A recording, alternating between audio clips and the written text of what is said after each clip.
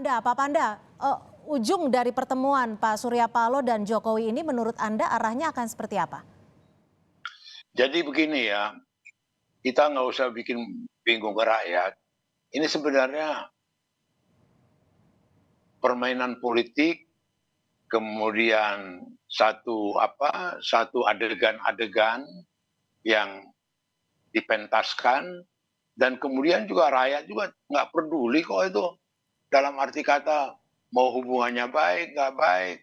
Artinya satu hal yang menarik, kenapa sampai Presiden Jokowi menanya Surya Paloh siapa wakilnya, memang siapa aja akan bertanya, kok 10 bulan kok nggak bisa diputuskan siapa wakilnya gitu loh. Hmm, Ini 10 bulan dari Oktober deklarasi.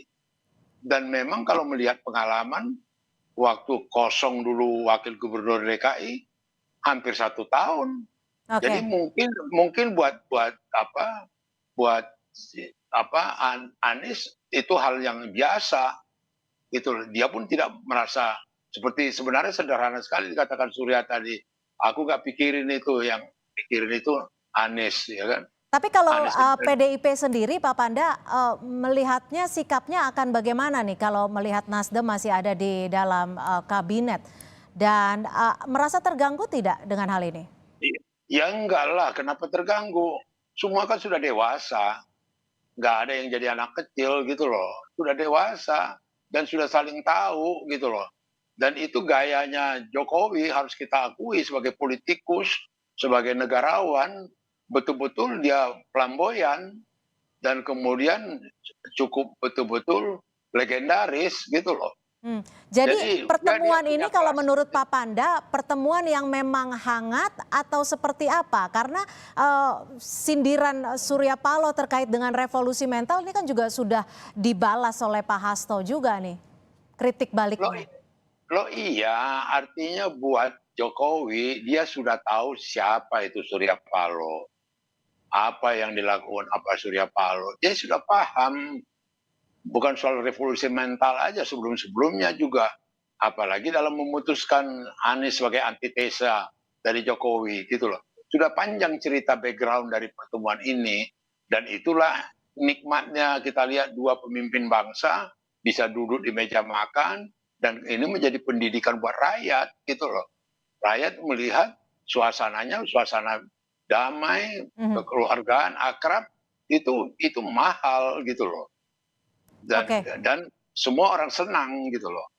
semua orang happy gitu ya Pak Panda. Jadi Ma jadi buat apa? Buat apa kita repotkan sampai di akhir ujung Nasdem akan setia, kemudian menterinya masih ada kok jadi ini. Nggak usah kita pusingkan, itu jadi bagian dari nggak masalah adegan-adegan. ya meskipun masih ada di dalam kabinet Jokowi ini ya? Nggak ada dong, kenapa masalah? Tapi Artinya hubungan Jokowi antara Pak Surya Paloh dengan Presiden Jokowi saat ini seperti apa sih sekarang Pak Panda? saat ini, orang itu dua lah yang tahu bagaimana saat ini.